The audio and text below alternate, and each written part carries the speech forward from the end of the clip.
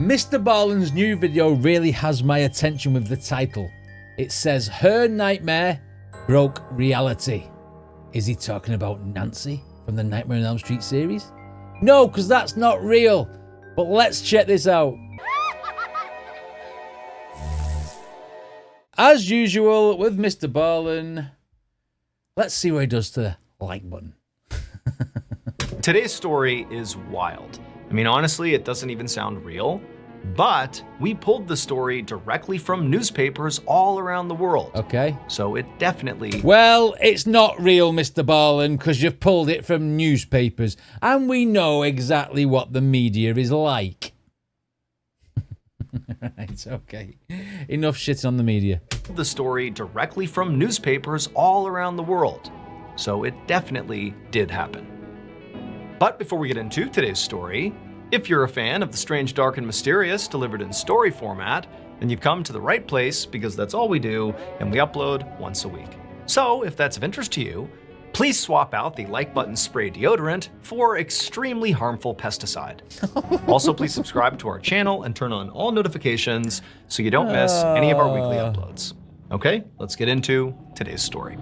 At least you won't get flies hanging. Oops! At least you won't get flies hanging around your parts. Her face. One evening in September of 1885, wow, a young woman named Mary stepped out of the backseat of a carriage onto a dirt road in rural England. She had traveled 100 miles from London to the countryside because her husband's aunt had invited her to come visit. Standing on the dirt road, which took her probably about 3 weeks with that horse and cart, to be honest. 1885, wow. Mary looked up at the big country house. Then she grabbed her suitcase and walked up to the front door and knocked.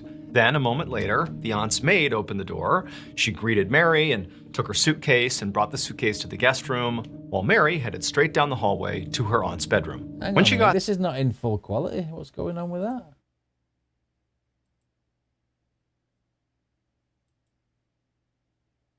That's better.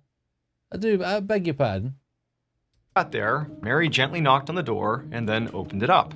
And when she looked inside, she saw the aunt lying in bed, and, the aunt looked up and saw Mary and she smiled, but she was very old and very frail, not doing too well physically. And, that's part of the reason Mary was here, to just kind of see her while she still could. But the aunt looked up and saw Mary and recognized her, and so she smiled, and Mary came in and sat down next to her, and for a couple of minutes, the two women just had some small talk. Mary talked about her journey from London to, the countryside where she was now, and, the aunt talked about what she was up to. It was all just kind of, pleasantries. But at some point, the aunt kind of stopped and looked up at Mary, and she had this obvious look of pity on her face.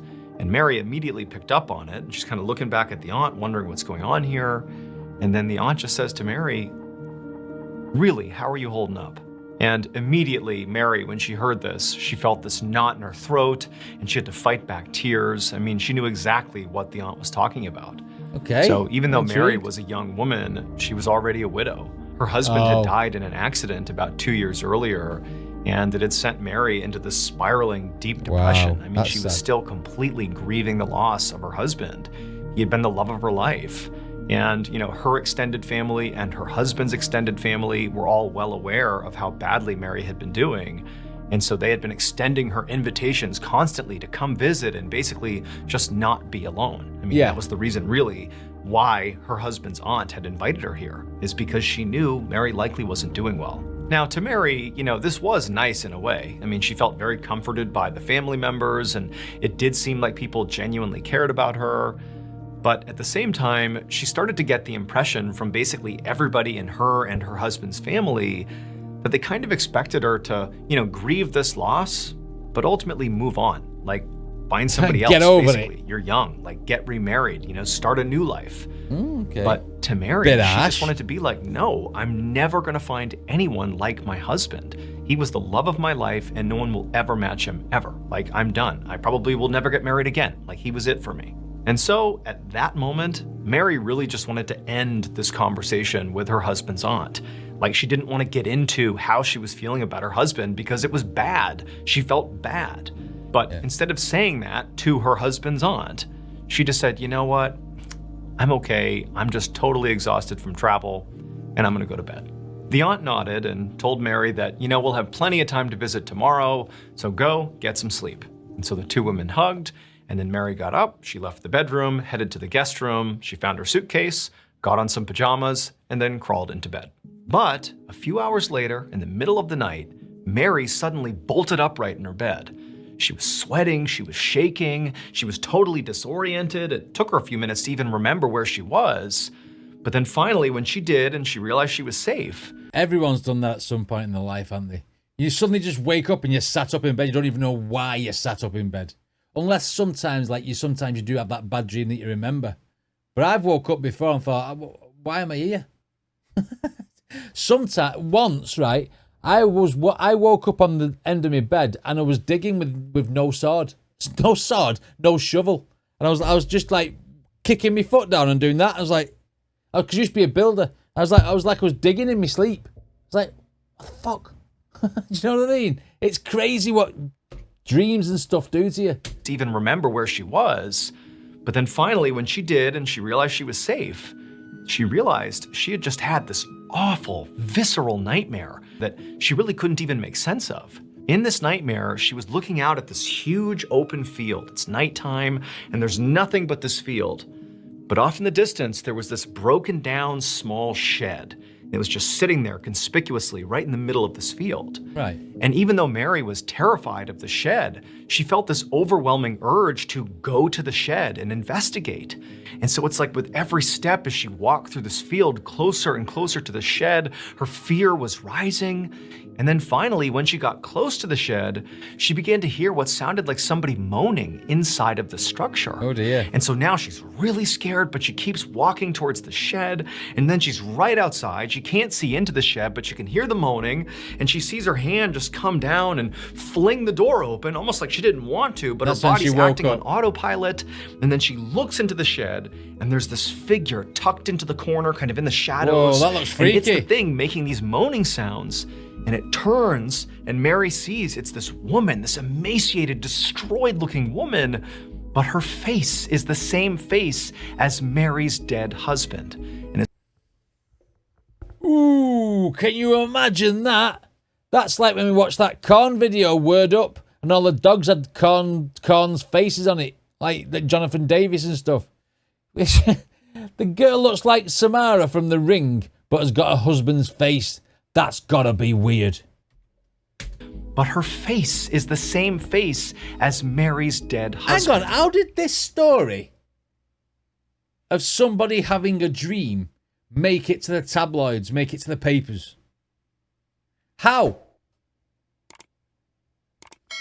There's another 17 minutes yet, so. And as soon as she saw that, it jolted her awake. And so that's where she was, sitting in her bedroom, trying to make sense of what she had just seen. Right. And so after 15 or 20 minutes of Mary trying and failing to fall back asleep because of this horrible nightmare, Mary finally says, you know what, I'm just gonna go outside, clear my head, go for a walk. I know it's the middle of the night, whatever. And there was a shed in the middle of the field. Sip that to calm my nerves and just kind of walk around until I'm calm, and then I'll go back to sleep. So she hopped out of bed, she grabbed her flask of brandy, grabbed her jacket, got her shoes on, and walked out the front door. So she's grabbed the flask. Better skip the adverts. Nobody watches the adverts. And go outside to clear her head, where there's going to be a shed and her husband again. About 15 minutes later, Mary was walking up a hill with the moonlight casting down on her. She was sipping her brandy as she went and was already beginning to calm down. Now, Mary was used to living in the city, in London, and so being out here in the countryside was so different. It was so beautiful and peaceful and spaced out that crickets. She'd kind of just begun walking and not stopped. I mean, she originally thought she would just stay on the aunt's property, but already she was well beyond the property lines and was basically just out exploring in the middle of the night, and she was having a nice time. And so up the hill Mary goes. Now, remember, Mary has never been to this area. This is basically an all-new place. She has no idea what's over here. And she goes up this hill, she crests the top, and she gets a look at what's up there for the first time. And when she sees what's up there, she freezes. She's looking out at this huge field, basically in all directions. And in the center of this field, maybe a couple hundred yards away, is a single small structure. a broken down wooden shed that looks nearly identical to the shed she had just seen in her nightmare. And as soon as she saw that, she's terrified. She legged it. knows it's the same one or it's eerily similar. But worse than that, when she saw it, despite her own fears and trepidations about being up here, she felt herself moving towards the shed. It was like her body went into autopilot the same way it did in her dream. It was like she had to go to the shed, remote control, even though everything clearly. inside of her logically is saying, don't go. But into the field she goes. She deviates off the path and just starts walking towards the shed. Her heart is beating like mad. And as she's getting closer and closer, she even begins to hear moaning sounds coming from the shed. It's like she's living out the nightmare in And then she gets to the shed and realizes that while she's been asleep, her auntie has gone into that shed and she's nailing the farmer, or the farmer's nailing her. And that's what the moaning is really. And that's why it's going to be horrifying for her when she gets there. She's taking the piss. Come on, Mr. Ballen. hear moaning sounds coming from the shed. It's like she's living out the nightmare in real life. She can't make sense of it. She wants to go back the other way, but she can't stop herself. She's just going towards the shed. And then finally she reaches the shed, and now for sure she can hear moaning coming from in this building. And she sees her hand reach down, and she flings open the shed, and she looks in, and sure enough, there is this dark figure tucked in the corner, clearly moaning, like this is her nightmare in real life. But when the person inside the shed turned to look at Mary, it was a woman, but they didn't have her dead husband's face. Well, that would have been Instead, too it was a stupid. woman who practically looked like she was dead or close to death. She obviously needed help. Now, at this point, Mary was kind of relieved. I mean, this whole situation is terrifying, but she was expecting to, somehow see her dead husband's face on this person in the shed. And so when it wasn't, and it was just like a normal person, albeit in a very strange set of circumstances, it was a relief. But now Mary didn't know what to do. It's like she's standing there looking at this woman, having no idea what to do. She doesn't understand how she could have dreamed this and now basically lived it too. Like nothing's adding up. But again, it was like her body continued to operate in this autopilot mode. She suddenly had this really intense... It's called muscle memory, and it's called, because you've experienced it once in your dream, you sort of know what you're doing because you feel like you've done this before. Isn't it? That's what will have happened. Only the simple fact is that she woke up before she could get to help her. You watch, it's been someone who's been kidnapped and she couldn't get out. Desire to go into the shed and help this woman. She didn't know who she was. This is a total stranger in the middle of a field in a shed who's moaning and looks terrible. She has no idea what's going on, but in she goes. And she sits down next to this woman who's now kind of eyeing Mary, like, what are you doing in here with me? Wow. And Mary says to her, like, hey, what's going on? How'd you get here? What's wrong? Like, what's happening? But the woman, it was clear she wanted to respond to Mary and, tell her what was going on, but, she was too weak. It was like she really was on death's door here. And Mary could clearly see that. Like, she didn't need to be told this woman is in a very bad way here. Now, Mary knew what needed to happen is this woman needs to get to a hospital. But they were nowhere near a hospital, and this woman clearly can't get up and walk. And Mary's thinking, I'm not strong enough to carry this woman to the hospital. Like, what am I gonna do? And, Mary's thinking, maybe if I just run and get help and they can come back here. But she's looking at this woman thinking, I don't know if she'll survive. She's probably gonna die soon. Like, this is gonna happen now. And so Mary, again, sort of in this weird autopilot mode, decides, you know what? I'm gonna stay right here with this woman. She can't even talk. She can't tell me what's going on, but I am gonna be here with her. I'm gonna be present with her. And if she dies, I'll be here to support her. And so Mary just made herself comfortable. She took her jacket off. She put it over this woman. And then she began letting this woman sip from her brandy flask to, maybe kind of ease the pain. And all night, the two women just kind of sat there and laid together. When the sun finally rose the next morning, Mary looked over at the woman and saw she was still alive. And in fact, if anything, she seemed like her condition had maybe improved slightly. Because she's on the brandy now, maybe she's a recovering alcoholic, and then because she's having withdrawals because she's gone cold turkey with it, as she's gone and give her the brandy, she's back on, I need more beer, I need more liquor. Send her back into an alcoholic. And in fact, if anything, she seemed like her condition had maybe improved slightly. Yeah, she she's seemed pissed. maybe a little bit more comfortable. Maybe that was from all the brandy. Who knows? But the woman seemed like she had stabilized a little bit. Still couldn't talk or really tell Mary anything, but she seemed to be doing a little bit better. And so Mary's thinking, okay, the sun's up now. Now I can run out, get help, and get this woman the care that she needs. But before Mary could even do that, she began hearing a stomping sound somewhere outside of the shed. And she realized it was a horse approaching. And so Mary, she bolts out of the shed and she looks over towards the road, and there's a horse pulling a covered wagon going right by, and Mary screams and yells and says she needs help. And a man pops his head out of the wagon and says what's going on, and Mary runs over to him and explains this weird situation, how there's this strange woman over here and she's clearly dying, she needs our help. And the man agreed to help. And so he went with Mary to the shed, he picked the woman up, he put her inside of his wagon, and then the three of them together in this wagon drove to Mary's husband's aunt's house. They drove. It's a horse-drawn cart. They drove. And then the three of them... How many horsepower is it? 1. There, you see. Hey? Together in this wagon drove to Mary's husband's aunt's house. When they got there, the man carried the strange woman inside of the aunt's house, and then Mary told the aunt's maid to go call for the town doctor, and so she said she would. And so at this point, Mary was actually completely relieved. I mean, this was kind of a wild, very unexpected night. I mean, she doesn't even know who this woman is, but she's definitely happy that she's getting, some level of care here. But Mary sort of felt like her role in this was kind of diminished now. She's gotten the woman here, and she's feeling so tired and weak from being up all night. And so Mary decided she would just take a nap. I mean, she had been up all night with this woman. She was exhausted. So into her bedroom she went, she climbed into bed, but as she's laying there, she realized she wasn't just tired. She actually felt kind of sick, like ill.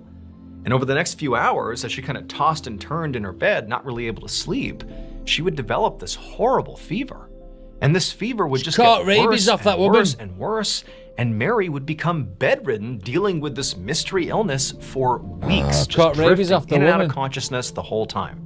It was October by the time Mary's fever finally broke. And on the day that it did, when Mary opened her eyes in this bed, she was clear-headed for the first time. I mean, really, it had been a very rough stretch of a few weeks. And so she's looking around the room, kind of taking stock of her environment, and she sees there's this strange person sitting in a chair in the corner. And her immediate reaction is, oh, this must be like a nurse or a doctor or somebody here that's kind of overseeing me. Mary was aware she had been very sick for several weeks and there were people in and out of the room. But she looked back at this person and realized she actually knew who it was. It was the woman she had rescued from the shed on the night she got sick. It was that woman. Okay. But now she wasn't sickly and, dying. The woman looked completely healthy and happy, and she was smiling ear to ear at Mary. Like, this didn't make any sense. Like, what's going on here? And also, Mary just couldn't help but think, like, wait a minute, why is this woman still here? It has been weeks since I rescued her from the shed. Yeah, that's a point, isn't it? Why is she still here? Like, nothing's adding up. But before Mary could ask any questions, this woman, who clearly was super excited to see that Mary was now fully awake and attentive, this woman just starts talking a mile a minute. Like she had been waiting to dump all this information on Mary as soon as she was well. Like clearly this woman has been waiting diligently for her chance to tell her story. And the story that she dumped on Mary at her first chance, like this day, was incredible. The woman told her that a couple of years earlier, she had boarded the ship in England that was bound for Brazil. But about 5 days into their journey, while they're out on the open sea, the ship caught fire. It was this horrible fire. Everyone's trying to evacuate. And this woman said she was in her bedroom, asleep. She didn't even know what was happening. And while she's laying there and the ship is catching fire and beginning to sink, this stranger comes barreling into the room, literally wakes her up, scoops her up, and takes her to the top deck and gets her into a lifeboat right as the ship sinks. I mean, this stranger completely saved this woman's life. And so this woman, the stranger who had saved her, and a handful of other lucky people who had made it onto this lifeboat just began rowing in a single direction, hoping they'd find land. And luckily they did. They found this deserted island. And so they landed there. And for a year, this woman and the stranger and those few people subsisted on this island, barely clinging to life, praying for rescue. I wonder if that's what that series Lost is loosely based on. The series that was out like 20 years ago. But instead of obviously being a boat, it was a plane, wasn't it? I wonder if it's loosely based on this story. Existed on this island, barely clinging to life, praying for rescue. And amazingly, after a year of being shipwrecked, they flagged down a ship that did rescue them and brought them to England. However, when they actually got to England, things weren't that good. The stranger who had saved this woman had basically lost his mind from living on this island, not expecting to be rescued. Right. Even though they got rescued, it was like he wasn't coherent anymore. He had lost it. Not to mention he was really ill from the way they were living on this island, scavenging things that weren't necessarily edible, but just to survive, they were eating whatever they could. Right, It was a very rough lifestyle. And this man, he just hadn't really handled it well. And so he got thrown in a hospital and placed in a particular ward for people that were mentally unwell, and he was basically forgotten about. However, the woman would tell Mary that, when this happened, she felt awful because she felt like this stranger had saved her life and she kind of owed him a debt. And he's paid And so for it. she decided it would be her mission to find the stranger's family and let them know where he was. And so the woman said she did some research and she figured out where one of his relatives lived. It was really far away on the other side of England.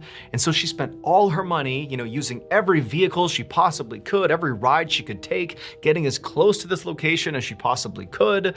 And then when she ran out of money, she just kept on walking towards this destination. And she kept going until she literally ran out of food and water, but she wasn't quite there yet. She knew she was getting close, and she's just walking and she's basically falling apart, so hell-bent on finding this family member for this stranger, but she can't quite make it. She can't quite get to the family member's house. And that's when she finds this shed out in the middle of the field where she just collapses. So she's malnutritioned. Thinking, okay, this is where I'm gonna die. And so back in the guest room, Mary is listening to this woman tell this unbelievable story. And at some point, the woman just kind of stops when she gets to the shed scene. And Mary's looking at her like, I don't really understand where you're going with this. I don't understand why you're here telling me this. And the woman, she just starts to laugh, like this joyous laughter, just nonstop laughter. And then she goes, don't you get it? And then seconds later, Mary hears footsteps and a man walks into the bedroom. And it's Mary's husband. He was the stranger who rescued that woman. I guessed that. He didn't die in an accident 2 years ago like they thought. He was in a shipwreck, he's in but the he mental survived. hospital. He was the man who got thrown in the hospital and forgotten about. Wow. And it was this woman who was making the journey to his aunt's house to tell her that he was still alive. Wow. And it was only because Mary had that totally bizarre nightmare that she went to the sort shed. of led her to that shed, that she found this woman who would have died in that shed and never quite gotten to the aunt's house, and so never could have told the family, never could have told Mary that her husband's still alive. It was because of that dream that fate aligned. Wow. And now her husband was back. Mary and her husband's story wound up being published in newspapers all over the world. I mean, people really could not get enough of this story. But despite how far-reaching this story became, nobody was ever able to come up with a logical explanation for how so many coincidences and this crazy dream Mary had, how it all came together to reunite Mary and her husband. Wow. That's crazy, that, man. I mean, yeah, it is another one of those Mr. Ballen stories where, you sort of guess the plot line in loosely, but I thought he might have still been dead. He might have died in that nursing home, and I thought that's what he was going to say. But then for him to come out and he's like, mind you, he's not of sound mind though, is he? Like PTSD or something from living on that island. He never elaborated on what his mental state was afterwards. But I tell you what, to have that dream and then like mirror that on the same night and find that woman, and then find out that she was obviously saved by her husband, it's crazy. Brandy will do that to you. Yeah, it could be the drink talking. You know what I mean? I told you this story really because what it was, I was his mistress. You know what I mean? It's me who drove him daft. Anyway, what did you guys think of this reaction? Let me know in the comments. Don't forget to check out Mr. Ballen's original video, and I'll see you all next time.